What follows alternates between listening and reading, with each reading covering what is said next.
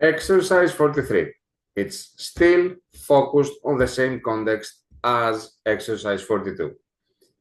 According to the model given, what was the number of rabbits? Remember that the population of rabbits was modeled by this function, Rx equals 220 plus 25x, where x is the number of years after 2010. So, what was the number of rabbits in 2024?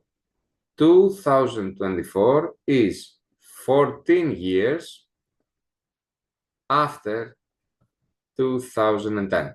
So, for x equals 14, r of 14 would be 220 plus 25 times 14. Let me bring my calculator, or you could also do it through Desmos. 25 times 14 plus 220 is equal to 570. 570 rabbits, which makes D the right answer for this question.